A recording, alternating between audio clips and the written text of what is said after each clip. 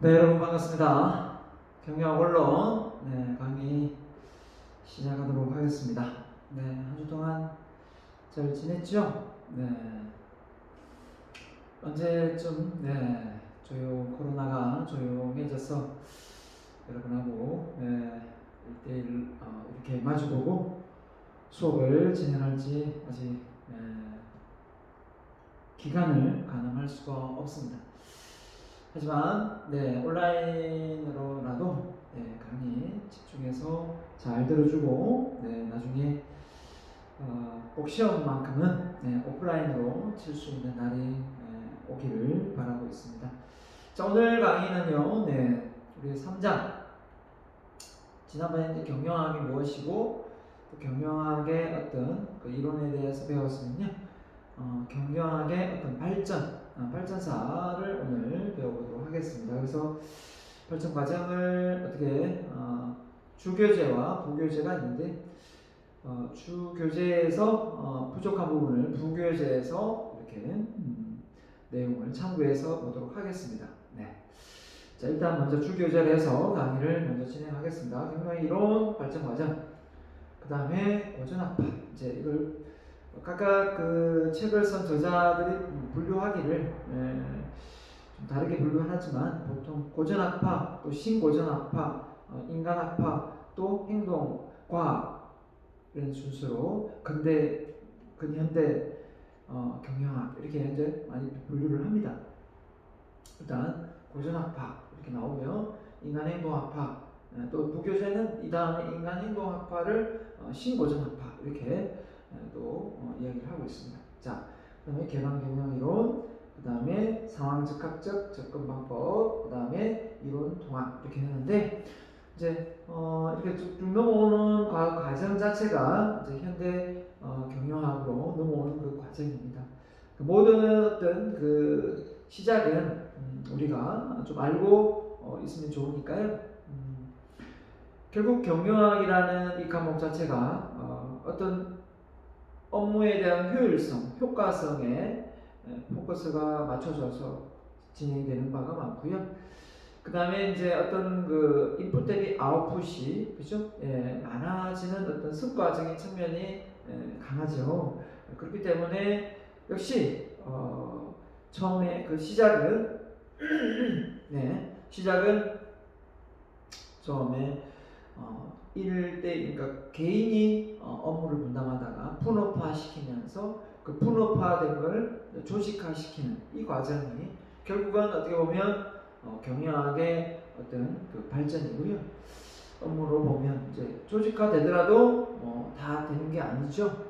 거기서 어떻게 사람을 좀 인간적인 면보다는 어떤 단순 기계적인 측면에서 합리성만 주장하는 학파도 있었고요. 더 나아가서 사람의 어떤 동기 유발 이런 인간적인 대우를 통해서 성과를 내려고 하는 학파도 있었고요. 이렇게 발전해 온 겁니다. 자, 보겠습니다. 자, 경영학이란 뭐냐? 여기서 간단하게 정리도 내리고 있습니다. 사회 현상을 탐구하는 사회과학에 속한다. 사회과학이다.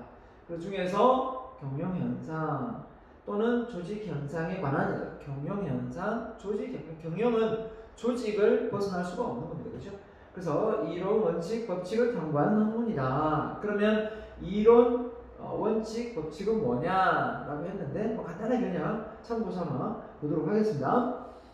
두 가지 이상의 관찰 가능한 사실 또는 사건 간의 관계성을 설명해주는 원칙이나 여러 원칙에 집한다 이렇게 했는데 결국은 우리가 뭐 가설을 세우고 그 가설을 증명하고 이렇게 우리가 이제 논문이 편성되어 있지 않습니까? 연구가 다 그렇죠.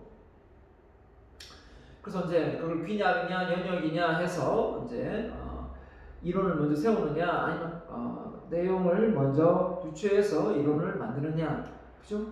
이론을 먼저 세우고 그 가설을 검증하느냐 이런 차이인데, 자, 그래서 원칙은 뭐냐? 자연현상이나 사회현상에 존재하는 기본적이며 보편적인 진리다. 보편적인 진리라는 것은 누구한테는 해당되고 누구한테는 해당되지 않는 게 아니라 전체적으로 다 통용될 수 있는 이런 의미죠. 그래서 보편적 얘기 나오면 보편적 복지가 생각이 나네요. 아무튼 법칙 한 현상의 내용에 내에서 동일한 조건이 반복될 때, 그죠? 변하지 않고 일정한 형태로 나타나야 된다. 이게 이제 그 한 어떤 현상의 동일한 조건이 나와야 되는데, 예를 들면 저도 이제 그 설문조사를 해서 논문을 써봤습니다만은, 그 집단이 예를 들면 다른 집단에 갔을 때 통계 자료가 따로 나오고 뭐 다르게 나오면 결국은 그거는 어떤 상황적인 면, 어떤 내용이 다 다르기 때문에 결과치가 달라지면 그 논문의 가치가 떨어지겠죠. 통상 전체적인 어떤 팀장이면 팀장에 대한 어떤 부분, 그죠? 일단 또 일선에 있는 또 근로자들 대상, 근로자의 대상, 이렇게 각각의 어떤 그 계층별로 만약에 설문조사를 했다면 그게 따라서 달라질 수는 있으나, 다른 회사에 가가지고 설문조사를 했는데 또 내용이 달라진다 그러면 이거는 뭐 법칙이 적용되지 않는 거죠. 네, 그렇습니다. 그래서 이런 걸 다 맞다고 일정하게 간다고 가정했을 때 이 자체가 경영의 어떤 원론이고 이론이고, 그죠? 예, 그것이 또 통용되어서 이렇게 사람들에게 알려지는 부분이 되겠습니다. 그래서 경영 이론의 발전은 고전학파, 인간 행동학파, 자, 교량 경영 이론, 시스템 접근, 상황적 합적, 컨디션시라는 표현을 쓰죠. 접근 방법, 이렇게 해서 이렇게 계속해서 현대의 경영학으로 발전해 왔습니다. 자, 차례대로 하나 보도록 하겠습니다. 고전학파 보면요, 자, 고전 그러면 이렇게 뭐 카프라 왕의 피라미드가 있는데요. 이 왕의 무덤이 이 피라미드를 건설하는데, 건축하는데 얼마나 많은 사람들이 이 오랜 기간 동안 이걸 쌓는데 노력을 했겠습니까? 어마어마한 인력이 동원됐을 거라 생각합니다. 그죠? 그리고 아직도 미스터리죠. 여기에 들어갔던 수많은 어떤 큰 돌들이 과연 어디에서 이 지역에 위치해 있는 어떤 근처에 있는 돌이 아니랍니다. 그 돌을 어떻게 운반을 해왔는지, 그죠? 운반을 해왔다는 거죠. 그래서 여러 가지 가설도 많이 있고, 하여튼 미스터리 부분이 많더라고요. 이 피라미드 관련 자료를 보니까요. 아무튼 이런 피라미드를 많은 뭐라고 해야 됩니까? 사람들이 모여서 이걸 제조했다면, 이걸 건축했다면 결국은 이걸 진두지휘했던 사람도 있을 거고, 누군가가 잘 관리하고 경영을 했을 것이다. 이렇게 놓고 보는 거죠. 자, 그래서 산업화 혁명의 그 시작은 이 전기기관, 전기기관의 발명이죠. 아테네 전기기관의 발명. 그 다음에 이제 2차 혁명이 또 뭡니까? 바로 전기의 발명이죠. 전기. 이런 3차는 뭡니까? 바로 인터넷 정보죠. 인터넷 컴퓨터 이 혁명이죠. 4차는 뭡니까? 이제는 바로 AI, 바로 융합, 이런 쪽이 지금의 이제 사물 인터넷 이런 쪽이 이제 4차 혁명 시대가 도래된 겁니다. 산업혁명에. 결국은 경영이라는 것은 선사시대 수천 년간 존재했던 것으로 추측한다라고 할 수밖에 없죠. 이걸 뭐 어떻게 그때 당시는 알 수가 없기 때문에, 군대가 불악이 이렇게 다른 싸움이 많았죠. 불악끼리. 그럴 때 그 불악이, 그죠? 이렇게 전쟁을 벌릴 때도 막 미리 잘 어떤 진두지휘를 하지 않았겠어요?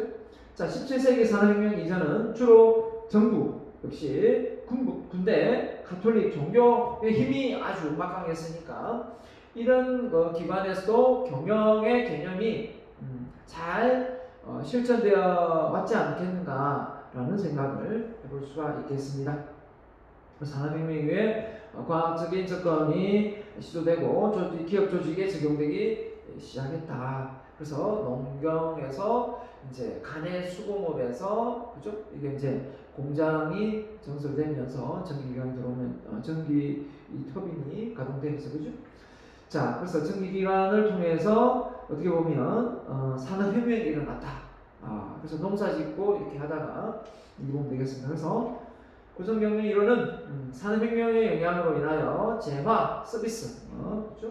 돈을 통해서 서비스, 제품, 서비스를 생산하는 데 있어서 조직의 효율성 문제를 해결하는 기법을 개발하고자 노력을 많이 했겠죠. 많은 학자들이 이때 당시도. 그래서 과학적 관리 이론, 그래서 고전적 조직 이론 이렇게 또 구분을 해봅니다. 자, 이렇게 했을 때 과학적 관리를 많이 이야기한 사람이 대표적 인물이 바로 테일러입니다. 테일러. 자, 이 테일러는 어떻게 보면 작업과 작업자의 관리에 초점을 둔 작업과 작업자, 작업의 동선 이런 거죠. 동작 연구, 시간 이런 걸 다 이제 포커스를 맞추고 더 어떻게 하면 효율적으로 효과적으로 업무를 추진할 건가 이걸 생각을 많이 한 거죠. 그 대표적인 인물이 테일러, 그 다음에 나오는 인물이 헨리 포드고, 그 다음에 길브레스부그, 뭐 칸트, 에머슨 이런 사람들이 어떻게 보면 이 과학적 관리는 좀 감성보다는 이성이 더 강한 그런 학자들이라고 보면 되겠죠. 그게 맞을 겁니다. 자, 그래서 이 테일러 시스템은 어떻게 만들어지게 됐냐 보면 작업에 대한 명확한 분석이 없는 주먹구구식의 어떤 그 업무, 그런 어떤 작업이 일어나는 걸 보고 이거는 좀 아니다. 그래서 표류 관리, 그래서 노동의 비효율적인 이용에 그 원인이 있다고 주장을 했습니다. 그러면서 노동의 효율성을 해결하려고 관심을 갖게 되었죠. 어떻게 하면 인풋 대비 아웃풋이 많이 나올 수 있는가?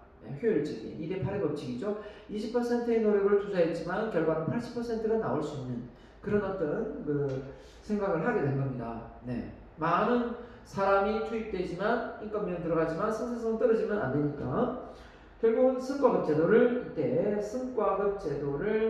두게 됩니다. 누가요? 테일러가요. 지금 하고 있죠. 자신의 과학적 관리 이론으로 틀을 체계화시켰다. 그래서 승과급제가 그때 당시 있었다. 이렇게 보면 되겠습니다. 그래서 자신의 직무에 설정된 표준 생산량을 달성하거나, 그러니까 표준 생산량을 설정을 해놓겠죠. 최소한 식사하는 시간, 쉬는 시간 빼고 나면 보통 이 사람이 이 작업을 할 때 예를 들면 부품을 하나 만든다고 했을 때 그 부품의 생산량을 예를 들면 50개다. 50개가 표준이 되는 거고 그걸 초과하면 이제 승과급으로 주는 거고 그 미달되면 깎을 수도 있겠죠. 작업자에게 많은 임금을 주고 그렇지 않은 작업자에게는 적은 임금을 지불하는 이 임률에 대해서 상당히 관심이 많았던 인물이 바로 테일러다. 네. 이렇게 보면 되겠습니다. 그래서 테일러 시스템은 이 테일러의 시스템을 신랄하게 또 비판하는 그런 영상도 있죠. 네, 그렇습니다. 자, 테일러가 주장하는 과학적 관리 이론, 노동자에게 높은 임금을, 자본가에게 높은 이윤을, 이렇게 투자하는 사람은 높은 이윤을 주고 어떻게든 업무 생산성을 높이려고 했습니다. 그래서 목표는 인류의 인간을 만드는 것이다. 자, 과학적 방법은 시간 연구, 동작 연구, 이게 이제 핵심 포인트죠. 어떻게 하면 업무의 효율성을 배울 것인가? 시간을 연구하고 동작을 연구했다 이 말이에요. 자, 그래서 불필요한 동작은 제거해서 자꾸 표준화시켜서 작업을 진행했습니다. 그래서 작업의 요소별로 표준화 작업을 과업이라고 이렇게 지칭을 했습니다. 그래서 그 과업을 체계화시키고 시스템화시키려고 애를 썼겠죠. 네. 자, 그래서 이에 따라 그의 관리 이론을 과업관리라고도 이제 불렀다.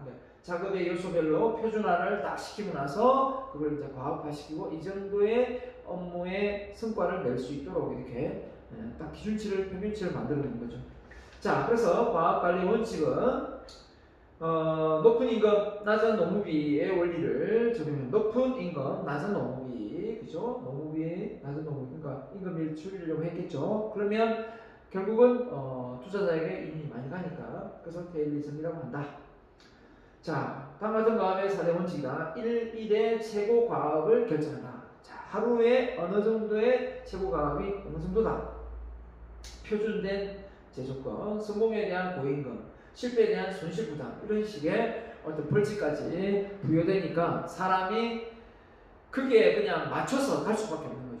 표준을 딱 맞춰놓고 그 표준에 미달되면 임금을 깎고 표준의 이상으로 일을 하면 임금을 더 주니까 사람이 완전 기계화되면서 결국은 거기에 맞춰서 가게 되는 그런 상황이 벌어지게 되는 겁니다.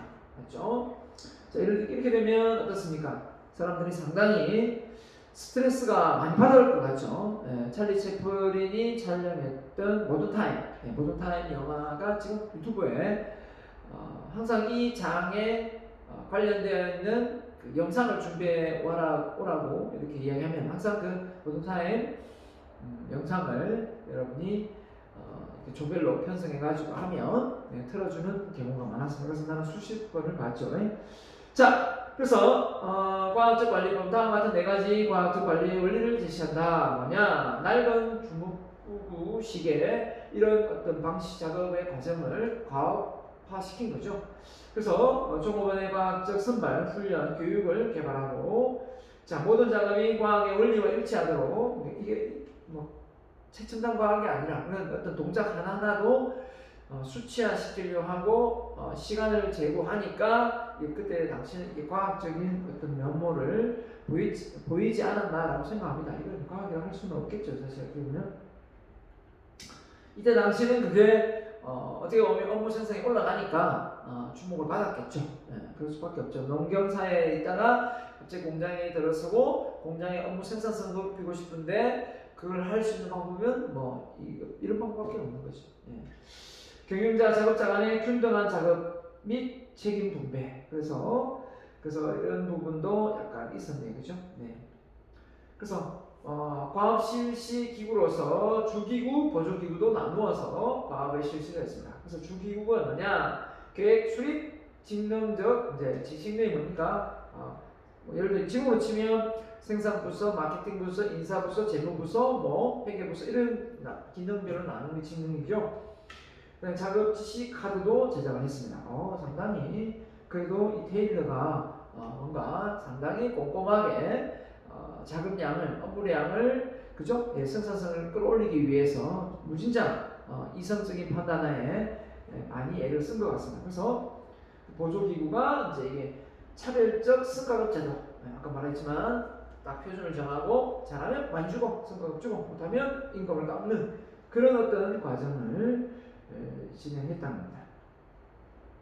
자, 두 번째 인물이 바로 헨리 포드죠. 포드 자동차 알죠? 이 헨리 포드에 관련된 일화가 좀 있는데요. 이 사람은 그렇게 이제 머리가 좋지는 않았나 봐요. 않았는데 예를 들면 이제 어떤 분하고 이제 언쟁이 붙었는데 우리나라로 치면 뭐 이순신 장군이 누군지를 이제 모르는 그런 상황, 뭐 유관순 누나가 모르는 상황, 이런 상황이 발생했었나 봐요. 그러면서 이제 대피를 한 거죠. 신문에 언론에 공개가 됐었어요. 헨리 포드는 기업의 CEO이긴 하지만 정말 좀 무식하고 경영자의 자질이 좀 의심된다 이런 내용이 거론되었어요. 그래가지고 이제 그런 되니까 이제 이게 언론 보도가 되고 이슈가 되니까 이 사람은 나는 절대 그런 사람이 아니다 해가지고 어떤 법정에 서게 됐는지 둘이 이제 서로 이제 인신 공격을 하니까 그때 이제 법관이 정말 아주 쉬운 아주 간단한 예를 들면 뭐 3.1절일 뭐 3.1절 날 뭐 그죠? 일본을 위해서 독립만세를 불렀던 뭐 여성이 누구냐, 뭐 유관순 이걸 모른다고 가정한다면 그런 문제를 냈다는 거예요. 흔히 알고 있는 이런 문제지만 이 헨리 포드는 역시나 그런 문제를 북한이 냈어요. 냈는데 진짜 헨리 포드가 그 문제를 못 맞추는 거예요. 그런데 딱 여기서 북한님, 제가 이 문제를 직접적으로 맞출 수는 없습니다. 제가 잘 모릅니다. 하지만 저를 도와줄 수 있는 많은 지인들이 있기 때문에 굳이 제가 그런 내용을 외울 필요가 없습니다. 이렇게 말하면서 자기의 책상에는 버튼이 한 5개가 있는데 그 버튼만 하나씩 누르면 전화가 걸려진다는 거예요. 담당 부서가 연결되어서 그래서 언제든지 변호사를 불러드릴 수도 있고 또 자기를 보조할 수 있는 많은 지인들을 물색해서 도움을 받을 수 있기 때문에 나는 사업을 잘 운영할 수 있는 지혜로운 사람이다 라고 말을 했어요. 자, 이때 이 말을 들은 그 많은 사람들이 이 헨리 포드를 무식하다고 봤을까요? 참 현명하다고 봤을까요? 네, 사람을 정말 잘 쓸 줄 안다. 이것도 지혜거든요. 여러분, 빌 게이츠가 그죠? 뭐 워렌 버핏이, 뭐 조지 소로스, 많은 우리가 알고 있는 중국의 알리바바 망인 이런 분들이 자기 혼자 사업을 일으켜서 크게 일으켰습니까? 절대 그렇지 않습니다. 빌 게이츠도 발머라는 사람을 손 이렇게 같이 잡고 이렇게 사업을 전개하지 않으면 지금의 마이크로소프트사는 없다고 이야기할 정도입니다. 근데 사람을 이렇게 잘 관리하는 것, 이 기술, 이 헨리 포드는 이미 그때부터 알고 있었다는 거죠. 여담입니다. 그만큼 머리보다 더 지혜로운 게 어떻게 보면 사람을 잘 관리하는 이 포용력이 아닌가 그런 생각도 저는 좀 드네요. 자, 가보겠습니다. 여담이고요. 자, 헨리 포드의 경영 이론입니다. 포드는 포디즘 해가지고 아까는 테일러리즘이라고 했지만, 자, 저가격 고임금 아까 비슷했죠. 저노무비였죠. 테일러는 저노무비였지만 여기는 가격을 어떻게든 낮추려 했어요. 왜냐하면 가격을 낮추려면 어떻게 해야 되느냐 생각해보니까 대량 생산을 해야 될 것 같다. 대량 생산에 포커스를 맞춥니다. 테일러는. 그래서 포지션을 저가격 고임금을 위해서 기업을 사회 공중에 대한 봉사기관으로 본다. 야, 이때 벌써 이 마인드가 어떻게 보면 회사를 개인 회사가 아닌 법인으로 본 거예요. 개인과 법인은 다른 게 공동의 자산이잖아요. 그 회사 사장도 월급을 받는 거예요. 회사의 어떤 기관으로부터. 그죠? 근데 우리나라 사람의 인식이 개인은 작게 해서 개인 사업을 하는 거고 크게 하면 법인은 또 법인이다. 법인도 내 거다. 이런 생각을 많이 좀 가지고 있어요. 그러다 보니까 전문 경영인을 들이지 않고 계속 세습을 하죠. 자기 자녀한테 회사를 물려주는 이런 경영을 지배구조 자체가 아주 세속, 한마디로 공산주의 체제하에 있습니다. 맞죠? 이런 부분은 우리가 바뀌어야 될 부분이고 이 헨리 포드한테 많이 배워야 돼요. 기업을 사회 공중에 대한 봉사의 기관으로 봤다. 무슨 말이에요? 그만큼 이 회사가 많은 사람들에게 혜택을 주기 위해서 만들어진 회사다. 왜냐하면 자동차가 그때 너무 비싸기 때문에 대량 생산해서 많은 사람들이 부자만 자동차를 모는 것이 아니라 많은 일반 시민들이 모을 수 있도록 가격 단가를 낮췄으니까 가능했던 일이겠죠. 자, 그래서 이윤 추구의 목적으로 하는 경영은 부족하지만 봉사의 결과로서 획득된 이유는 오히려 경영의 존재, 발전을 위하여 필요하다. 기업의 목적은 이윤을 넘어서 봉사 동기로 전환해야 된다. 돈만 벌어서 무조건 되는 것이 아니라 그 주변에 많은 사람들한테 혜택이 가야 된다. 그게 봉사 아닙니까? 그죠? 자, 이런 마인드를 가진 헨리 포드 대단하죠.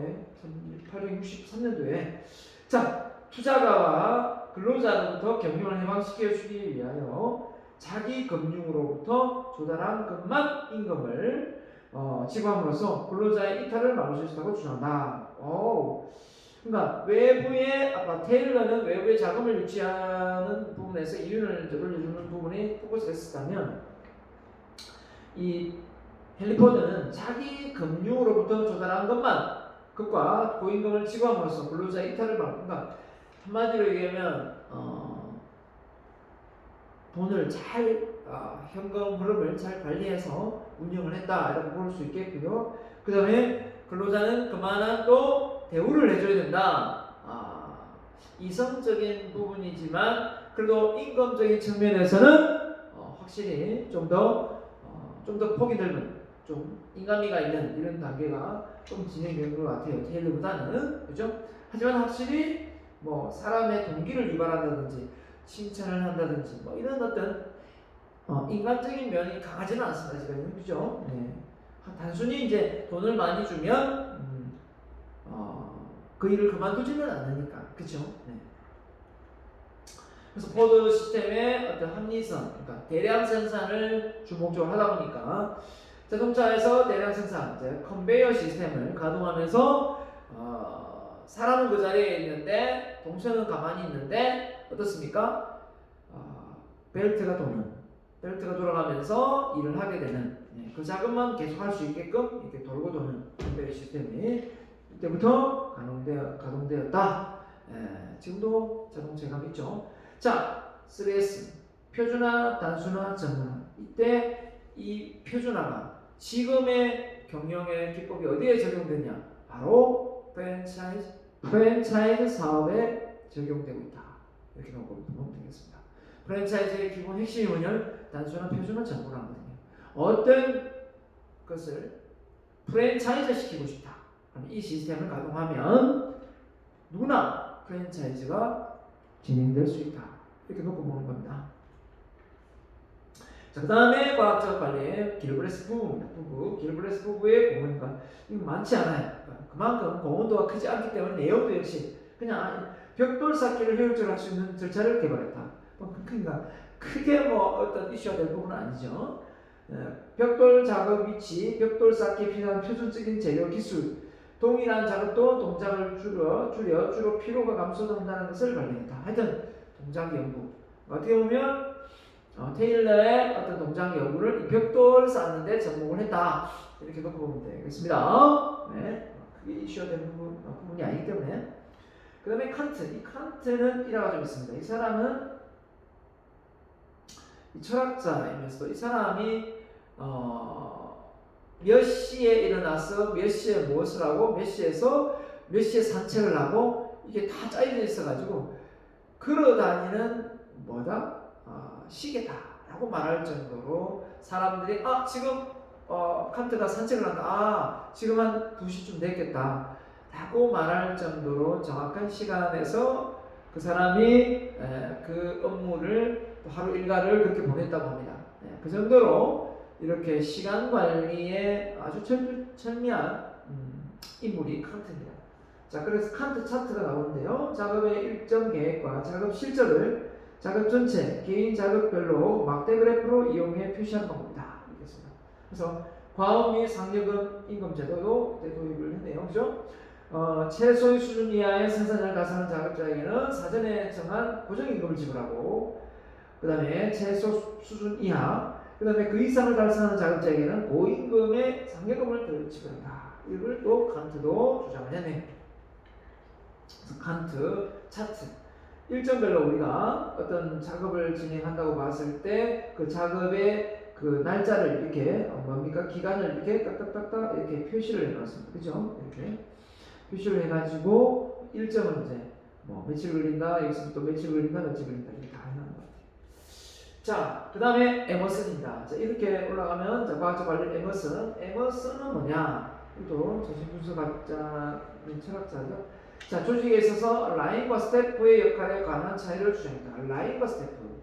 라인과 스태프 한마디로 이 계열이죠. 한마디로 조직 구조가 서열을 매긴 겁니다. 조직의 작업을 수행하는 데서 직접적으로 책임을 지는 경영자, 그 다음에 그 경영자를 도와주는 스태프죠. 라인 경영 활동을 지원하는 경영자. 이 내용을 주장한 사람이 에머슨이다. 라인과 스태프. 자, 이런 겁니다. 그 다음에 또 이제 고전적 조직 이론. 자, 그 다음에 고전학파 또 누굽니까? 자, 방금 이제 과학적 관리로 넘어갔으면 이제 고전학파 중에 조직 이론 중에 자, 앙리 페이어, 또 어위, 또 막스 베버, 그죠? 체스터 바나드 이렇게 표현합니다. 전체 조직을 관리하는 데 초점을 두고 현대 조직 이론의 발전에 결정적인 역할을 했다. 자, 그 다음에 이제 페이올이 나옵니다. 페이올이 주장했던 이 이론들이 지금의 경영학 과목의 이 분류가 되어 있는 거하고 거의 비슷합니다. 그렇기 때문에 이게 1841년도에 이 사람이 그 경영의 어떤 이론의 기초적 틀을 세웠다. 이렇게 해도 과언이 아니거든요. 14가지가 나올 겁니다. 자, 기업의 활동을 6가지의 기본적인 활동으로 나누어가지고 이렇게 기술활동, 상업활동, 재무활동, 보존활동, 회계활동, 관리활동 이렇게 나눴습니다. 지금 이제 관리 활동으로 계획, 조직, 지휘, 조정, 통제 이거 다 하거든요. 그러니까 이때 당시 이런 생각을 이 사람이 했다는 거예요. 회계 있죠, 재무 파트 있죠. 자, 이게 상업 활동이 지금 마케팅이에요. 머셔, 그죠? 커머셜이니까 구매, 판매, 그러니까 이제 마케팅 활동 지금으로 치면, 그죠? 생산, 제작, 가공, 이게 기술 활동이 이게 생산 부서거든요. 그죠? 인사 부서는 종업원의 뭐 여기가 이제 재산 및 종업원의 보호 이 부분이 이제 인사 부서가 되는 거죠. 그러니까 그게 다 맞아 떨어진다는 거예요. 이때 당시 앙리페이율이 말한 이 6가지의 어떤 관리 체계가 지금의 경영학과의 마케팅학과, 그죠? 정보학과, 회계학과, 경영학과 이렇게 다 나누어져 있잖아요. 그걸 어떻게 보면 이 사람이 시초다, 앙리페이율이 이런 생각을 할 수 있습니다. 자, 그래서 이 사람이 페이율 관리의 일반 원칙을 세분화시킨 거예요. 세분화시켰는데 분업은 쪼개고 나눈 거잖아요. 업무 효율성을 위해서 권한을 누구한테 주고 그 권한을 가진 사람의 말을 따르면서 또 밑에 스태프가 잘 행동하겠고, 자, 규율, 그죠? 기획금 규율을 정하고 명령을 동일하. 뭐 이 사람 저 사람이 계속 시켜보세요. 부장이 여러 명인데 이 부장 저 부장 A, B, C 부장이 와서 막 하지 마라, 해라, 또 해라, 하지 마라, 해라. 얼마나 헷갈리겠어요. 이런 게 시대에 있었어요. 교차로라는 그 정보지가 있죠. 그걸 제가 컨설팅을 교육을 직원들을 한 1년 넘게 한 적이 있어요. 아침 7시부터 9시까지 교육을 했었는데 일주일에 3번. 근데 이제 중요한 그 회사가 이제 다 이 케이블 울산 케이블 방송으로 이게 넘어갔어요. 팔렸었고 그 전에 이제 직원들의 교육을 많이 했었는데 그때 이제 그 회사 내에 컨설팅하면서 부장이 2분이 있었어요. 부장이 2분이 있었는데 부장의 성향이 너무 달라요. 한 사람의 부장은 너무나 학구파고 또 머리 없이고, 한 사람은 너무 장경 스타일이고 너무 다혈질이었어요. 항상 둘이 싸우는 거예요. 근데 이 부장이 의견이 안 맞으니까 밑에 있는 그 직원들, 과장, 뭐 대리부터 시작해가지고 팀장부터 시작해서 다 이렇게 서열이 분류가 나뉘는 거예요. 온건파, 강건파 이런 식으로. 그래서 이 두 조직을 화합시키기가 참 어려웠어요. 결국은 강건파가 이겨가지고 어떻게 됐을까요? 회사가 넘어가버렸어요. 에이 속 시끄럽다 해서 사장은 팔아버렸어요. 그거를 팔아버렸는데 그때 당시 만약에 온건파가 강건파보다 온건파가 이겼다면 어떻게 됐을까? 라는 생각도 해보고 있습니다. 네. 근데 지금은 온라인상에 워낙 앱이 잘 돼 있어가지고 정보지가 지금 거의 잘 안 보죠? 길 가다가 이렇게 예전에 정보지가 정말 많이 활성화됐었는데 이 앱이 없었을 때는, 그죠?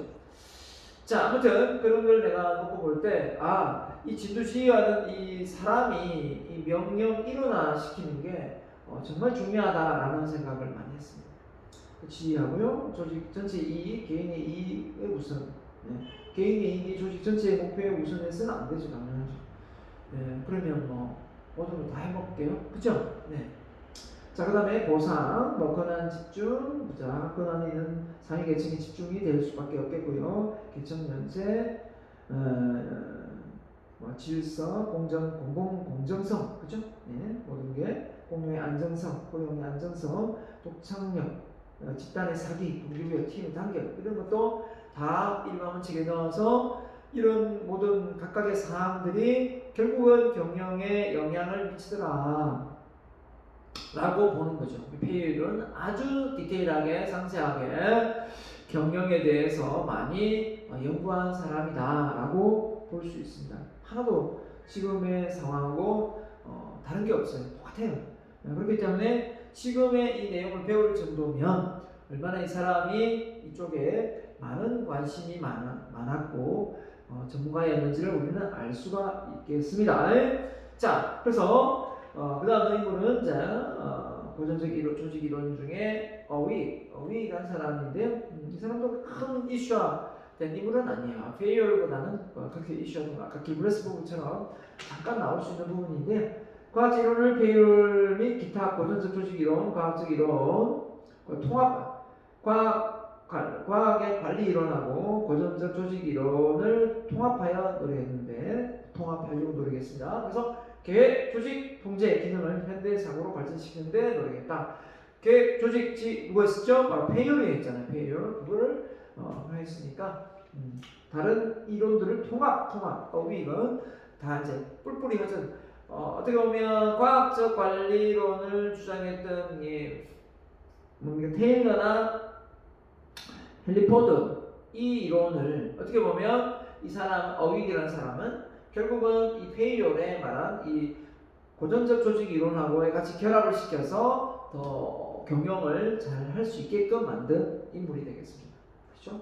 이 통합 얘기하니까 4차 혁명 시대 가장 중요한 인물이 한다. 영어가 융합과 소통, 이 통합 아닙니까? 네, 통합이죠. 자, 그래서 막스 베버는 이제 또 이 고전적 조직 이론에서 상당히 막스 베버는 좀 더 이 자본주의에 대한 비판을 좀 했죠. 그렇기 때문에 약간 이제 관료적인 느낌이 듭니다. 자, 권한의 구조에 관한 이론 개발, 조직 활동을 주로 권한 관계를 기초로 설명하고 조직 형태를 관료 조직으로 설명해. 하이라키 조직이죠. 그래서 어떻게 보면 관료 조직은 분업, 명확히 정리된 계층, 세부적인 규칙, 규제, 비개인적인 관계의 특징을 갖고 있는 조직 이렇게 표현했는데요. 한마디로 이렇게 하이라키 조직을 통해서 어떻게 보면 각각의 역할들을 좀 더 디테일하게 세분화시키고 분업화시키는 걸 했습니다. 그래서 개인화가 아닌 비개인적인 관계의 특징을 갖고 있다 했으니까 이거 역시 뭡니까? 감성적인 어떤 이런 면보다는 이성적인 어떤 부분에서 업무는 업무일 뿐이지 그게 개인적인 어떤 주관적인 개입이 되어서는 안 된다 이렇게 또 본 거죠. 자, 그래서 막스 베버의 이상적인 관료 조직이 뭐냐 볼게요. 자, 관료 조직이라 해서 너무 딱딱하고 그런 것도 있지만 그래도 전혀 나쁘지는 않습니다. 볼까요? 자, 분업, 당연하죠. 직무 단순한 분업을 시키고 권한 계층별로 하위 계층, 중간 계층, 이쪽 계층은 감독해야 된다고 하고 공식적인 채용 이게 이제 사실 어떻게 보면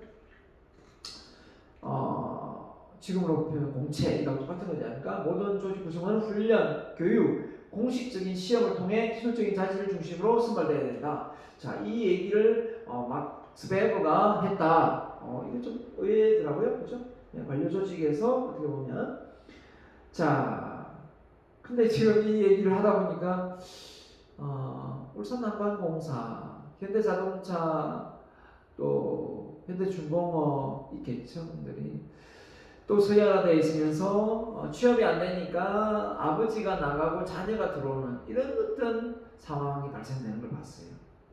그러니까 어떻게 보면 시험을 쳐서 막 그 회사에 들어가고 싶어하고 면접 봐서 들어가고 싶어하는 사람들을 보다 자기 아버지가 그 회사에 근무하고 있다는 그 이유 하나만으로 어떻게 보면 면접에서 우위를 정하고 시험에서도 우위를 정하는 그런 어떤 지배구조 이거 마땅합니까?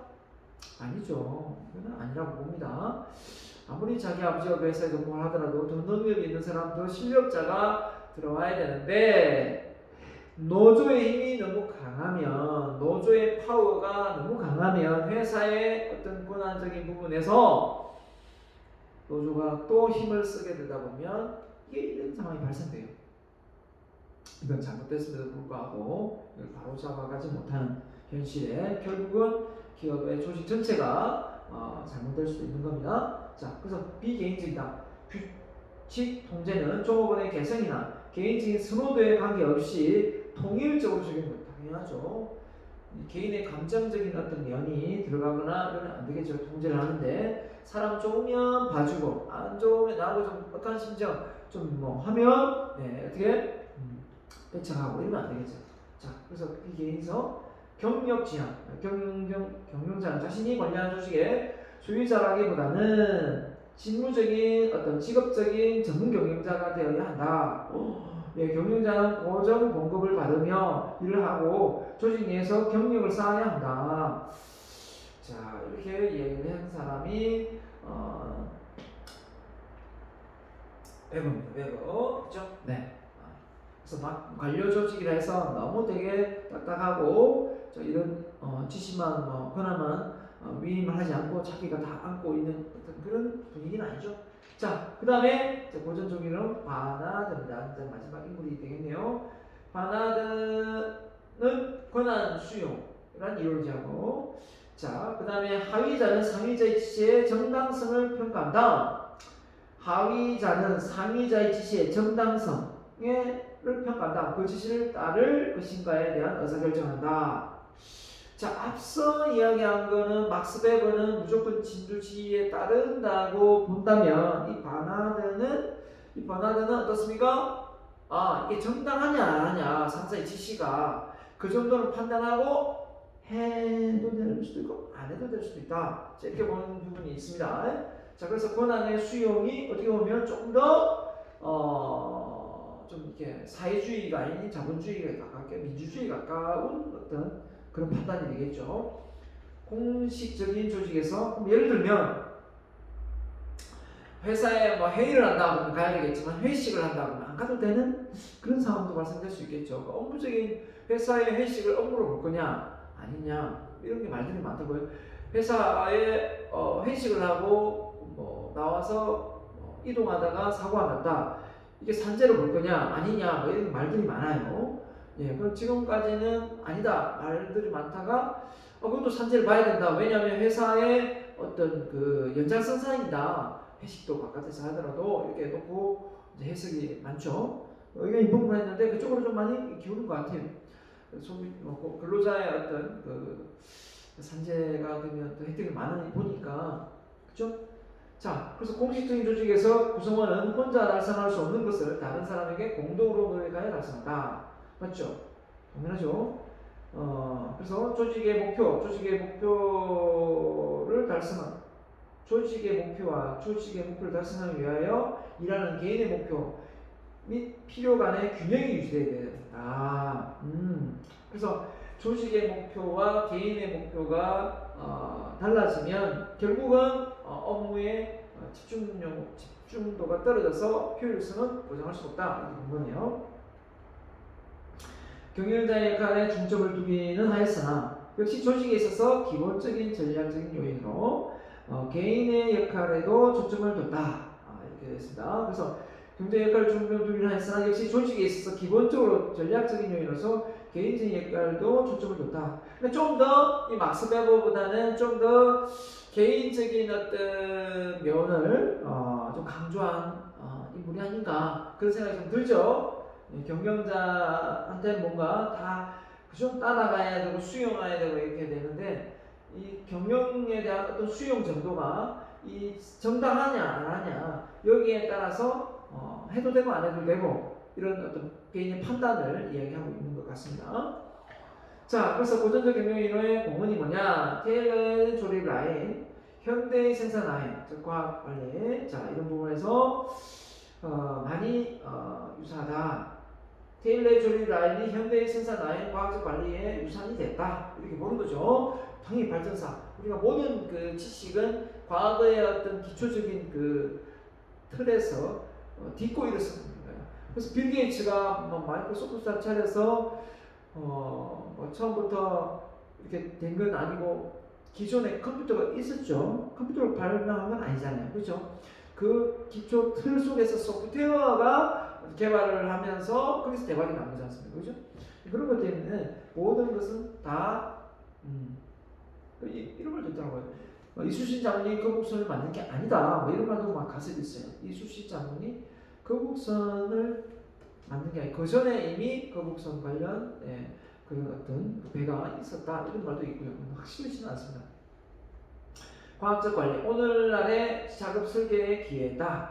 그죠? 네, 당연하죠. 그래서 조직의 효율성을 강조한 과학적 관리로는 오늘날의 생산 공정에 있어서 자동화, 로봇을 이용한 작업 발전을 향상시키는데 기여했다라고 볼 수 있겠습니다. 그래서 현대 경영을 이해하는 데서 가장 기초가 되는 개념이 바로 고전적 경영 이론이다. 자, 고전적 경영 다음에 조직적, 고전적, 그 다음에 한계가 한계 문제라고요. 자, 경험에만 지나치게 의존했다. 그 다음에 검증되지 않은 과정이 많았다. 비공식적인 조직을 고려하지 않았다. 한마디로 얘기하면 회식이나 이런 조직이죠. 네, 사람들이 그냥 모여있는 이런 단체, 네, 영리 단체가 아닌. 자, 의도하지 않은 결과를 줄 수 있다. 인간을 기계와, 이거 제일 문제죠. 인간을 기계와 동일하게 취급하였다. 이게 가장 문제죠. 그 다음에 조직의 외부 환경을 고려하지 않았다. 이게 컨디션시 시열이 이론인데, 환경적인 부분, 상황적인 부분을 어떤 고려해야 되는데, 결국은 모든 것이 그냥 순서대로 들어맞는 X는 뭐 Y다 이런 식의 어떤 순서가 딱 맞아떨어지는 것처럼 했지만 사실은 기업이라는 그 상황적인 그 놓여 있는 상황이 또 다를 수 있죠. 네, 그런 걸 우리가 고려하지 않았다. 상황을 외부의 환경을 고려하지 않았다. 이제 이런 게 하나의 발전으로 거듭나야 된다는 부분입니다. 자, 그다음에 이제 새로운 이론이 나오네요. 인간 행동학파. 인간 행동학파가 이제 앞에 고전적, 그죠? 신고전적 이론을 이제 뛰어넘는 단계가 신고전적이 되는 거죠. 고전학파에서. 자, 조직 내에서 개인의 태도 또는 행동, 집단 과정의 인간 행동을 중시하는 인간 행동. 앞서는 동작, 시간 동작 이런 자극적인 측면, 효율성 이런 측면이 강했다면 이거 인간 행동학파니까 메이오 호손의 연구입니다. 자, 호손의 효과 이렇게 표현하는데요. 경제의 국제에 관심을 두거나 감독자가 특별한 관심을 두면 작업이 더 잘 일어나더라라는 거예요. 돈을 많이 주면 된다. 앞서 그죠? 고임금 이러면 된다 이렇게 생각했지만 사람은 돈이 다가 아니더라. 뭔가 그 조직 내에서 소속감이 정말 중요하더라. 이거죠 지금. 네. 자, 그래서 합해 자극은 생산에 영향을 미치지 않는다라고 가정을 하고요. 참가자들에게 선발된 이유만으로도 실험에 그 선발됐다는 이유 하나만으로 사람으로 나를 좀 더 존중해준다. 이런 것도 많이 영향을 줘서 결과가 좋아지더라. 이런 거죠. 자, 이런 걸 놓고 볼 때 인간 운동이다. 인간관계 운동이다. 호손 실험은, 그죠? 호손 연구는. 자, 그래서 작업자는 작업에서 사회적 조건, 감정, 대인관계 이런 부분이 많은 부분을 차지한다. 그래서 직장 상사들과 동료들과의 관계가 업무의 생산성하고 연관성이 많다. 결국은 조직 문화 이런 영향이 있겠죠.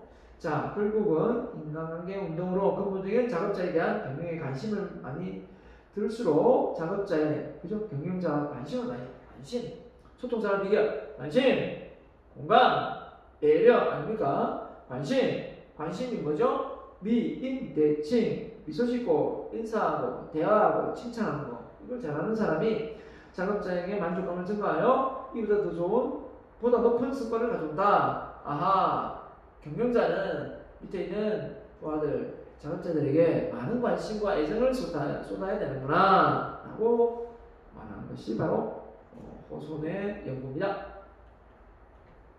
그 다음 인물이 누구냐면 메슬로우입니다. 메슬로우가 이제 또 이게 인간의 욕구는 욕구 단계를 얘기했죠. 고차원 욕구가 있고 저차원 욕구가 있다. 동기부여 요인으로 작용하는 욕구 단계가 이론을 제시했는데요. 자, 생리적 욕구, 안전의 욕구, 사회적 욕구, 종교의 욕구, 자아실현 욕구가 있다.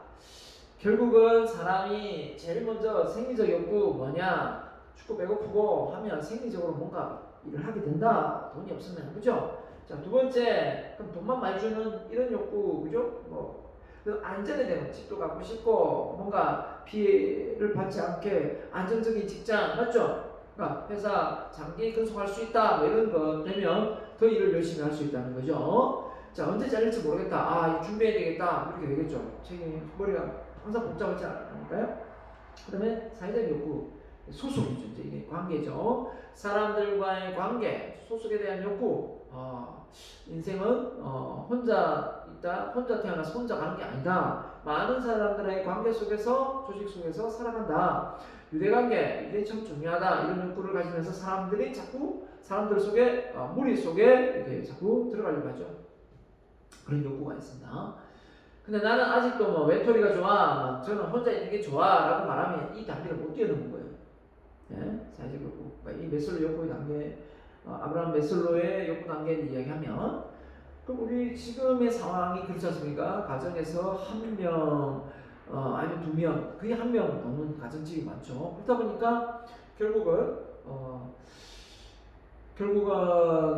좀 이렇게 인간미보다는 이제 이성적인 어떤 판단에 감성이 좀 약화되는 이런 상황이 많이 발생되는 것 같습니다.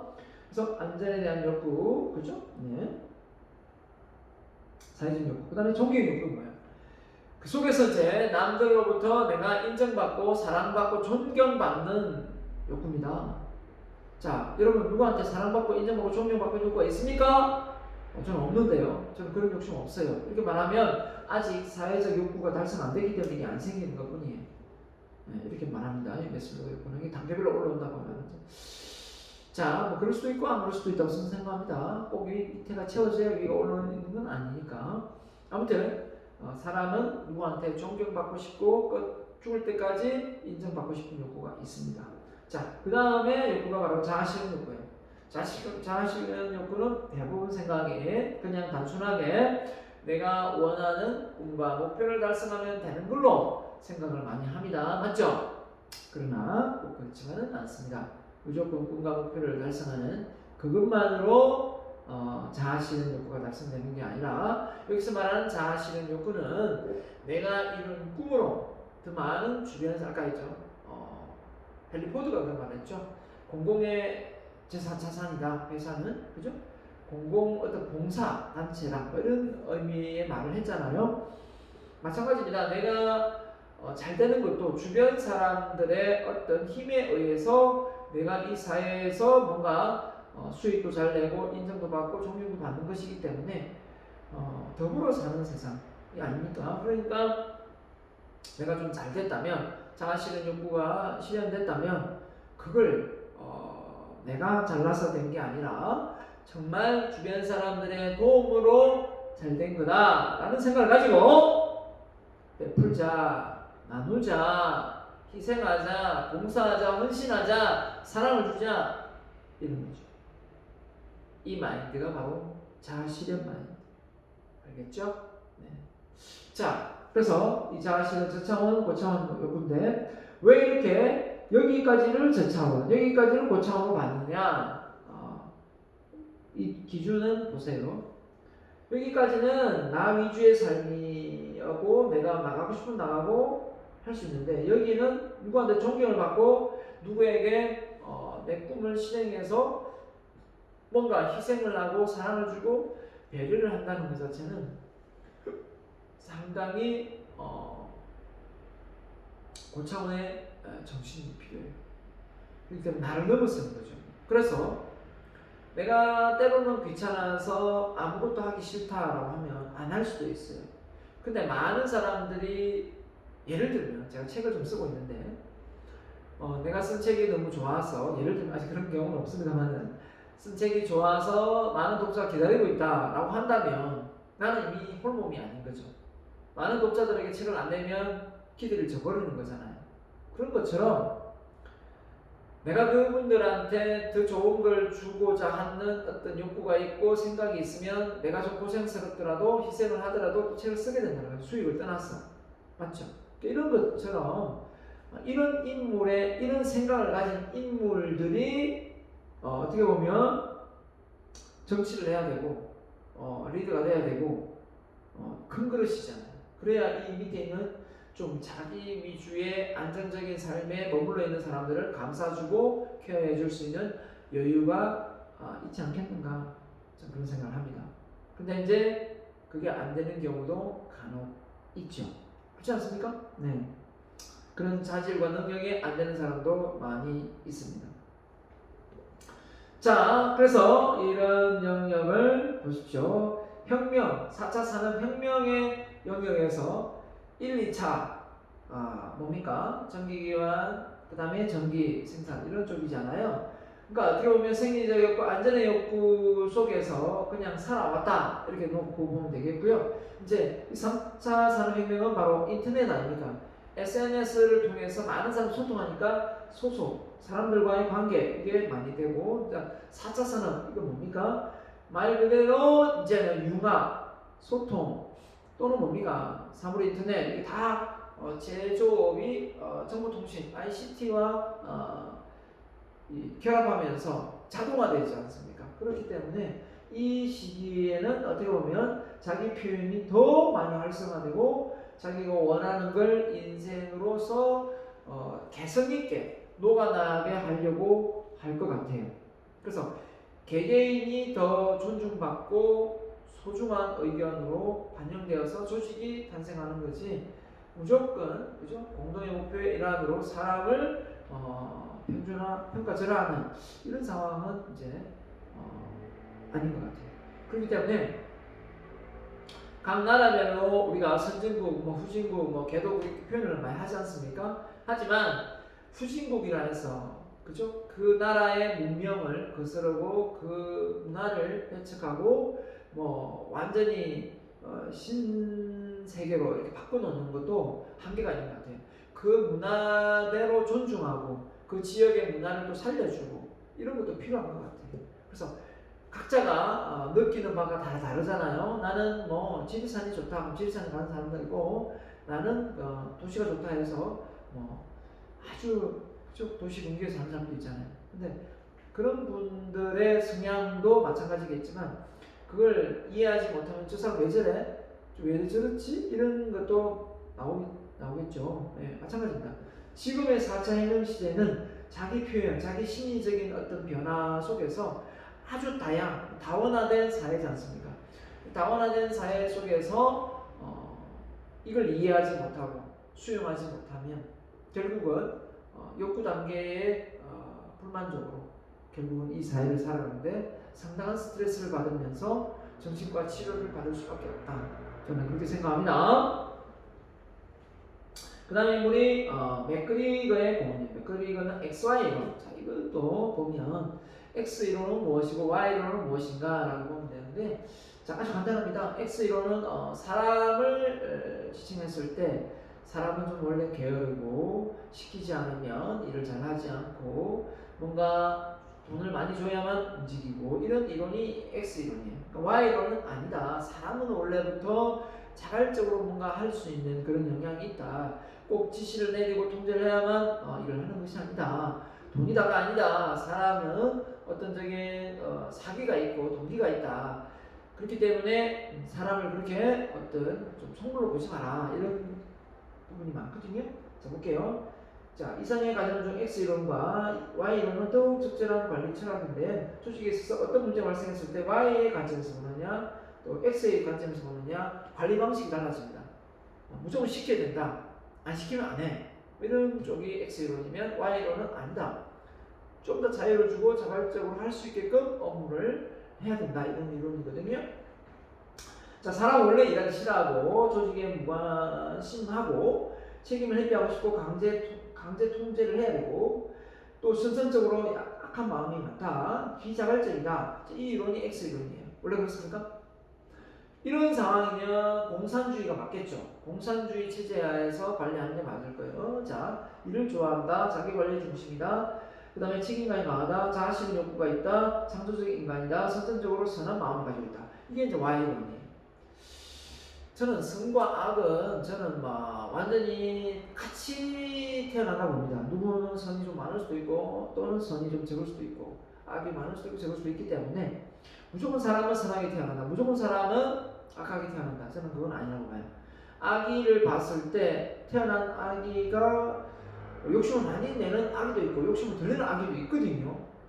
그 아기가 뭐 배웠겠어요? 아기인데 태어난 지 얼마 안 됐는데. 그럼 그런 걸 놓고 보면 부모한테 유전적인 면으로 많이 물려받았다면 욕심 많이 내는 아기도 있고 또 유전적으로 너무 또 선한 부모를 닮아서 또 많이 나누고 베푸는 부모도 아기도 있거든요. 저는 성선설, 성악설, 성불, 성설설 얘기하지만 저는 타고나면서 태어난다. 그렇기 때문에 교육을 통해서 그걸 바꿔나가야 된다. 보완해 나가야 된다. 이런 생각을 합니다. 어떤 이론은 어차피 악하게 태어났으니까 사람은 선해질 수가 없다. 사람은 원래 선하게 태어났는데 후천적으로 어떤 악한 상황이 됐다 이렇게 표현하는 사람도 있고 뭐 다양합니다. 하지만 태어날 때부터 뭐 아이가 뭐 선택권이 있습니까? 부모의 사랑 속에 태어난 건데요, 그죠? 태어났지만 자기가 악한지 선한지도 모를 거 아니에요. 하지만 이런 교육을 통해서 배움을 멈추게 된다면 절제하거나 통제할 수 있는 힘이 약해요. 그래서 너무 화를 내거나 짜증을 많이 내거나 못 배운 티를 내죠. 그렇게 생각합니다. 그래서 누군가가 지금 이 강의를 들으면서 여러분이 부모에게 짜증 많이 내고 많이 신경질 내고 있는 대학생이라면 아직도 시간이 덜 드는 겁니다. 아직도 초등학생이라고 보면 돼요. 생각은. 이제 부모의 뒷모습을 보면서 측은지심을 가지고 배려할 수 있고 양보할 수 있고 희생할 수 있는 대학생이 되어야 되는데 아직까지도 부모한테 게임 좀 그만해라, 좀 일찍 일어나라 이런 말을 듣고 있다면 정신 차리세요. 알겠죠? 정신 차려야 됩니다. 나이만 어른이지 생각은 아직 초딩입니다. 자, 가보겠습니다. 일단 저는 Y 이론에 가깝다고 생각합니다. 그렇기 때문에 사람은 충분히 자발적으로 잘할 수 있다. 이런 이론에 포커스 맞춥니다. 자, 그 다음에 아이지리스 이론입니다. 아이지리스 이분도 뭐 크게 이슈화된 부분은 아니지만 보겠습니다. 이분이 어떻게 보면 호손의 연구를 이어받아 인간적인 면을 많이 강조했는데요. 작업자의 동기부여와 만족에 관하여 고전학파의 기본적인 가정과 호손 연구의 결과를 접목했다. 경영자나 작업자를 지나치게 통제하면 작업자에 하여금 수동적이고 의존적인 행동을 유발하게 하여 결국은 책임을 회피한다. 그래서 결국은 부모가 자녀를 너무 통제하고 너무 관리하다 보면 오히려 나중에 수동적이 되고 의존하고 책임 회피해서 아무것도 못하는 뭐라고 합니까? 마마보이? 마마걸? 뭐 이렇게 얘기합니까? 됩니다. 자, 그래서 이 통제가 너무 심해도 안 된다. 아이디어가 나오겠습니까? 통제 속에 아이디어가 나온다는 걸 들어보셨어요? 없잖아요. 맞죠?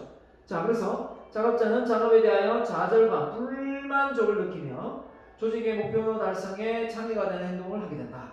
와우, 그죠? 그래서 오히려 이 작업의 생산성이 떨어진다. 너무 통제를 많이 하지 마라. 좀 더 자유분방하게 해줘라. 이거죠, 그죠? 그래서 인간적인 부분에서 동기부여가 뭡니까? 잘한다. 당신이 이런 업무를 맡았기 때문에 이런 생산성이 나왔다. 당신이 아니었으면 이런 결과가 나오지 못했다. 이런 어떤 칭찬도 많이 해줘야 되겠죠. 이런 어떤 칭찬 없이 계속해서 그죠? 강요를 한다면 어떻게 되겠습니까? 결국은 업무 생산성이 떨어지겠죠. 자, 그래서 통제를 지나치게 강조하는 조직은 개인을 마치 미성숙한 사람을 취급하는 것 같다. 그래서 뭐 아무것도 못하니까 내가 다 해줘야지 이거 아닙니까? 뭐 하려고 했는데 막상 해라 하면 하기 싫을 때 많잖아요. 자녀들이 하는 게 양치질 밥 먹고 좀 더 하려 했는데 양치질하라 하는 순간 하기 싫다. 공부 막 하려고 했는데 공부해라 하기 싫다. 이런 말을 많이 하더라고요. 하여튼 뭐 그런 겁니다. 자, 알아서 할 수 있도록 유도를 해야 되겠죠. 자, 개인의 사회적 욕구, 집단 과정, 상위자와의 하위자의 관계, 생산성에 영향을 미친다고 주장을 했습니다. 그래서 작업자의 개인적인 기술만 강조한 고전 관계를 극복하고자 한다. 그래서 어떻게 보면 이 행동학과 앞에 고전학과보다는 다른 게 뭐냐면 인간의 사회적 욕구, 집단, 상하의 관계, 그러니까 인간적인 관계죠. 이런 부분이 업무의 생산성에 영향을 미친다 이렇게 본 거죠. 자, 그래서 작업자의 개인의 기술만 강조한 고전 한계가 있다. 그러니까 사람을 좀 동기부여 시켜가면서 일을 시켜라. 그러면 업무의 효율성은 더 있을 것이다. 그래서 인간행동학과는 인간의 동기부여 성격에 관한 문제를 완전히 해결하지는 못했다. 왜 그러냐? 이것도 이제 문제가 있는 게 뭐냐면 사람을 잘해주면 더 잘할 것 같죠. 이것도 사람의 한계가 있어요. 잘해줄 때 잘해주는데 계속 잘해주면 또 사람이 게을러져요. 참 희한하죠. 그래서 부모 자식 간에도 어느 정도의 통제가 되려면 무서운 면이 좀 있어야 돼요. 무서운 면이라기보다는 좀 신경 쓰이게 해야 된다는 거죠.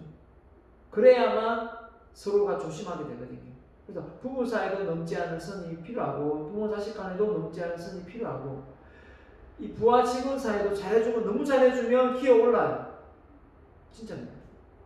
그래서 인간적인 면을 강조한다 해서 너무 칭찬하고 너무 잘해주면 일을 안 해요. 한계가 있습니다. 그런 면을 이야기하는 거예요. 네. 그래서 좋은 게 좋은 거다 하면서 너무 사람을 이렇게 많이 인간적인 면을 드러내면 또 그걸 이용하네요, 사람들이. 게을러지고. 그래서 적당한 선에서 관리가 되어가지고 통제가 돼야 됩니다. 너무 인간적인 면에서 양보하고 하면 또 사람이 나태해질 수 있습니다. 자, 그래서 개인의 심리적, 사회적 차원은 조직의 성과 중 일부밖에 설명하지 못한다. 그래서 전체가 될 수 없다. 보완 정보다 앞서 테일러나 과학, 고전적 과학이 그죠? 고전적인 이론의 이 뭡니까? 인간 행동학파의 어떤 고전적인 어떤 학파는 어떻게 보면 보완적인 역할을 하지 이게 전체 문제 해결을 할 수 없다. 그렇죠. 지금도 경영에 대해서 계속 발전하고 있는데 이게 뭐 죽을 때까지 되겠습니까 이게? 사람이 살아있는 한 계속 성장하지 않습니까? 조직의 전체적인 관점을 보면 역시 경영활동이 여러 고려 요인 중 일부에 속하는 차원이라는 한계가 있다. 계속 논문이 써지고 새로운 논문이 나오는 이유가 뭐겠습니까? 그 이론이 완벽하지 않기 때문에 새로운 논문이 나오고 또 다른 새로운 이론을 가설을 세우는 거 아닙니까? 그래서 사람의 뇌를 모두 다 연구해서 뇌를 다 꿰뚫어 볼 수만 있다면 벌써 인공지능 로봇이 나왔겠죠. 자, 그러나 이것도 무섭습니다. 이걸 다 한다고 해서 되는 부분도 아닌 것 같고 어느 정도의 미지의 세계가 있으면서 그걸 알아가는 그 재미도 있잖아요. 내가 어떻게 생활하고 어떻게 살고 어떻게 될 거라는 걸 모든 게 다 알아진다면 그게 재밌어질 것 같아요? 그렇지 않습니다. 그렇지는 않아요. 자, 그 다음에 계량 경영 이론입니다. 자, 어떤 게 있다 이 정도만 알면 됩니다. 계량 경영은 말 그대로 수치화시키는 거죠. 산술적으로. 자, 2차 대전에 영국군의 분수 물자의 효율적인 전개를 수립된 오할 운영 연군의 기법에서 출발하였다라고 했습니다. 계량을 측정하는 거니까. 그래서 계량과 OR 기법, 이 OR 오퍼레이션 리서치에서 기초로 경영 문제를 수학적 모델로 통해 분석하고 해를 구하는 접근 방법이다. 그래서 통계 처리를 하는 게 계량 경영이 되겠죠. 어떤 시스템, 과정, 관계성을 단순화하여 수학적 공식으로 표현하는 것이다. 그래서 경영 문제와 관련된 변수와 추출, 경영 변수의 한계를 수학적으로 표현하여 최적의 도출을 위한 변수값으로 결정한다. 근데 이제 이거 논문을 써보면 이제 통계를 돌리게 되는데 보통 회계 분석을 합니다. 하는데 사실 참 그 수치 몇 개 빼면은 정말 팍 올라가고 수치 몇 개 잘못 내면 확 떨어지는 거 보면 이게 또 한지 잘못 생각하면 사람의 마음을 깨뜨려보고 연구하는 부분인데 이 수치 몇 개 하나에 이렇게 다른 결과가 나오니까 이게 믿을만한 거 아닌가라는 생각도 좀 들기도 해요. 사람의 마음을 수치로 하기가 힘들지 않습니까? 하지만 그래도 사회과학에서 사회적인 데서 사회과학에 속하니까 경영학은 결국은 그냥 산술적인 면 없이 이 객관성 없이 주관적인 면으로 가르치는 철학하고 심리학하고는 다를 수밖에 없는 거죠. 네. 자, 그래서 만일 x의 단위를 100, y를 200 하면 뭐 이런 수학 표현을 자, 넘어가면 되겠고요.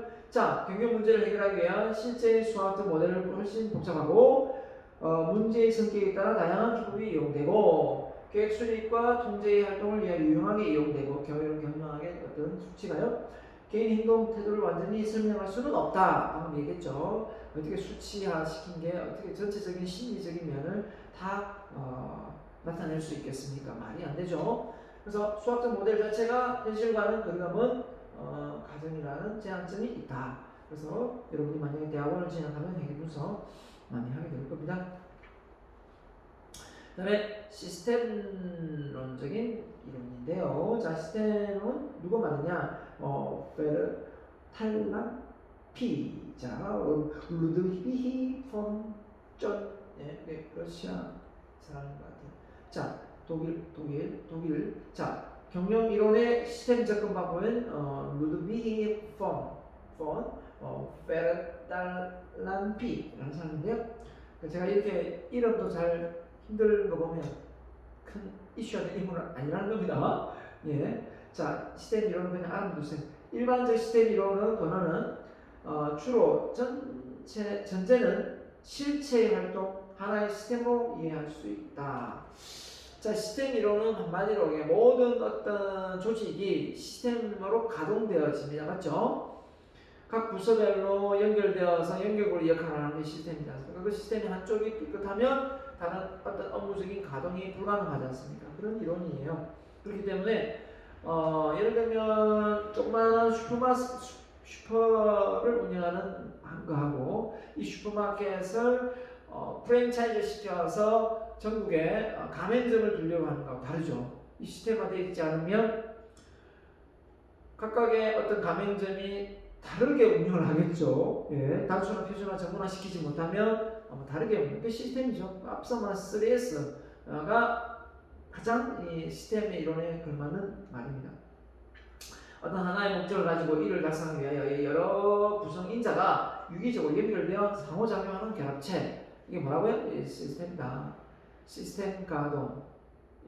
시스템 가동. 예, 각 단계가 자기 역할을 하는 거죠. 속성은 자 목표성, 구조성, 기능성, 전체성 이렇게 되는데요. 결국은 어떤 목표가 있고 그 목표에 대한 구성 요인이 있겠죠. 그걸 잘 기능을 하게끔 만들고 결국 그게 전체가 다 결합이 되어서 하나의 어떤 실체가 만들어지는 거예요. 맞죠? 그러니까 이 각각의 예를 들면 프로젝트 같은 거 하잖아요. 목표를 정하죠. 그 프로젝트를 운영할 조직을 짜죠. 그걸 각각의 목표에 대해서 서로 소통하죠. 그리고 나서 그 프로젝트를 완성시키죠. 실체가 완성되는 거예요. 결국은 시스템은 그렇게 가동됩니다. 그렇게 이해를 하면 되겠네요. 그래서 모든 실체 시스템은 없는 데가 없죠. 다 가동되어서 운영되고 있는 겁니다. 맞죠? 그렇게 해서 운영되어 가고 있는 겁니다. 시스템은 크게 개방 시스템이냐 폐쇄 시스템이냐. 회사는 어떤 거는 개방시켜놓고 어떤 거는 폐쇄시켜놨죠. 그렇기 때문에 개방, 폐쇄가 나올 수 있습니다. 그래서 어떤 보안적인 부분은 폐쇄시키고, 그죠? 네. 또 좀 더 공개해서 많은 사람들이 또 혜택을 볼 수 있는 건 공개를 하고 이렇게 가동을 합니다. 자, 어떤 시스템은 환경과 상호작용하고 어떤 경우는 환경과 상호작용을 하지 않는 시스템입니다. 그래서 모든 조직은 환경과 상호작용 정도는 다르나 개방 시스템이라고 할 수 있다. 그래서 왜냐하면 그 기업 전체로 놓고 보면 이 사회의 시스템, 하위 시스템에 속하지 않습니까? 기업이 환경적인 측면에서. 근데 그 관계가 없이 부가가치를 창출할 수 있습니까? 소비자의 니즈를 파악하지 않고 소비자가 원하지 않는 제품을 판매해서 만들어서 호주머니에 돈이 나오겠습니까?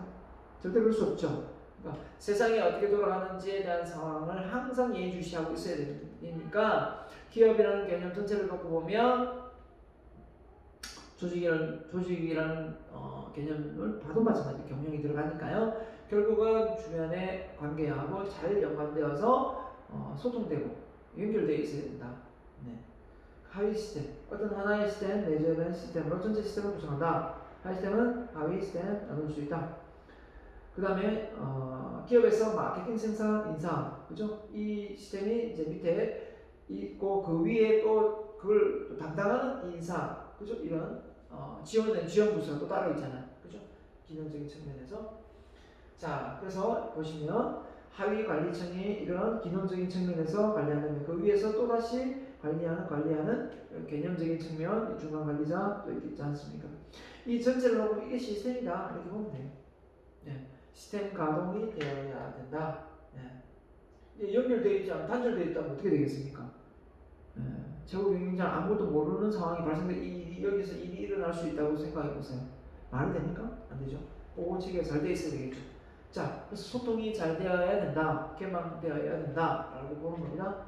그래서 시스템은 세 번째 시너지, 사람들끼리 서로 연결되어서 힘을 합쳐서 그 업무의 생산성을 높이니까 이 시너지라는 말을 쓰죠.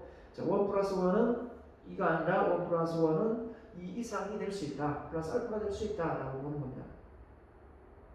자, 시스템 경계. 그래서 이 시스템은 어느 정도 어떻게 보면 경계가 있다. 모든 것이 다 개방되어서 보편화되어 있다면 그 조직이라고 보지는 못하죠. 차별성이 없기 때문에. 그래서 모든 시스템은 환경과 분리되는 일정한 경계는 갖고 있어야 됩니다. 폐쇄형 시스템은 시스템 경계가 고정적이나 개방 시스템은 항상 유기적이다. 맞죠? 항상 받아들이고 또 순환하고 하겠지만 여기는 이제 고정되어 있는 어떤 틀 속에 있겠죠. 자, 그 다음에 흐름, 그죠? 시스템은 정보, 원재료, 에너지 같은 투입의 흐름을 갖고 있다. 그래서 그 흐름을 통해서 뭐가 제품과 서비스가 만들어지고 그죠? 됩니다. 투입 요소에 뭐 사람도 들어갔다 나왔다 할 수 있는 거죠. 네. 자, 그 다음에 그걸 통해서 결국은 이제 시스템이 잘 가동되었으면 된 대로 평가를 하고 보상을 주겠죠. 안 되었으면 안 된 대로 수정해서 다음 목표를 바꾸겠죠. 이렇게 됩니다. 그래서 조직의 시스템 접근, 투입, 변환, 산출 이런 과정을 통해서 결국은 기업이 잘 운영되어 가고 있는 상황이 되는 겁니다. 그렇다 보면 이 시스템적인 측면에서 외부 환경적인 측면에서 소비자나 이해관계자들이 되겠죠. 이해관계자들을 통해서 결국은 이 기업이라는 곳에서 제품과 서비스가 만들어지게 되는 겁니다. 자, 그 다음에 상황 적합적 적응학 문제 마지막 단계가 되겠네요. 자, 말 그대로 X는 Y가 되는 것이 아니라 그 중간에 어떤 변수가 있을 수 있다. 환경이란 변수가 있을 수 있지 않습니까? 그죠? 그래서 경영활동 조직의 성과에 미치는 내적, 외적 변수가 구체적으로 무엇인가를 밝히는 접근이다. 그래서 우리가 이제 수학 분석하면 자 SWT 해가지고 수학 분석하면 외부의 기회 요인과 위의 요인, 내부의 강점과 약점이 있거든요. 그걸 잘 분석했을 때 그 기업을 또 창업을 했을 때 사업을 잘 일으키게 되는 거 아닙니까? 여러분이 나중에 취업을 할 때도 마찬가지입니다. 내가 이런 강점과 약점이 있는데 외부에 이런 기회와 위협 요인이 있구나. 그러면 나는 강점과 나의 강점과 외부의 기회를 잘 활용하면 나는 취업이 잘 될 것이고 나의 단점을 잘 보완하고 그죠? 외부의 위협 요소를 잘 대처하면 훨씬 더 경쟁력이 있겠죠. 그런 것 같습니다. 결국은 이 상황적 접근 방법은 컨디션식 어프로치도 있죠. 자, 조직의 성과에 영향을 미치는 유일한 최선의 방법은 없으며 이 상황, 이 시츄에이션, 이 상황에 있다. 그죠? 이 상황에 있는 거니까 그 상황을 잘 살피라. 어떤 상황일 때 그에 맞게끔 상황적 리더십도 있어요. 리더가 그 상황에 맞게끔 전쟁이 났을 때하고 평온할 때하고 그 부하들을 다루는 어떤 리더십 스타일이 같을 수 있겠어요? 없겠죠. 그 상황이에요. 그러니까 생산성을 많이 끌어올려야 될 때하고 그죠? 아닐 때하고 다르죠. 자, 그래서 단순히 XY 이론이 아니라 그 상황 변수가 있다. 그래서 여러분이 상황 변수가 뭔가라고 놓고 본다면 이 중간에 단순적인 이런 XY 이론처럼 이렇게 업무가 만들어져서 서비스가 만들어지는 것이 아니라 이 주변에 어떤 상황적인 요인, 아까 있지 않습니까? 시츄에이션. 그래서 이 부분이 뭘까 생각해보면 상황 중심에 관련된 변수들을 제가 소개하겠습니다. 우리 책에는 없을 거예요. 자, 업무의 특성. 업무가 어떤 특성을 가지고 있는가? 쉬운가? 어려운가? 맞죠? 위임할 수 있는 업무가 아닌가? 전문성이 있는가 아닌가? 그 다음에 부하의 특성. 부하가 말을 잘 듣는가? 수동적인가? 자유분방한가? 다 다를 수 있죠. 또 조직의 분위기가 어떤 조직 문화입니다. 어떤가? 잘 따르는 문화인가? 그죠? 이기심이 많은 문화인가? 배대심이 많은 문화인가? 또 외부 환경은 지금 코로나 이 환경 보면 최악이죠. 코로나 환경인가 아닌가? 또 중국발 또 정말 많이 싸웠죠. 트럼프하고 있을 때 중국하고 이 외기 속에서 사드를 배치해가지고 그죠? 또 중국과 사이가 나빠지고 일본의 또 일본 정부가 들어서면서 일본과의 어떤 관계 속에서 우리나라 백색 국가로 지칭하면서 또 수입을 제한하는 이런 상황이 발생되고요.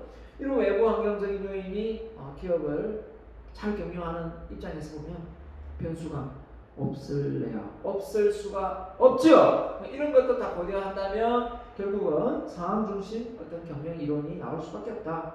그래서 고전적, 행동적, 계량적, 결국은 시스템, 상황적, 결국은 경영 효과를 만들어내는 그 과정이 진행된 겁니다. 맞죠?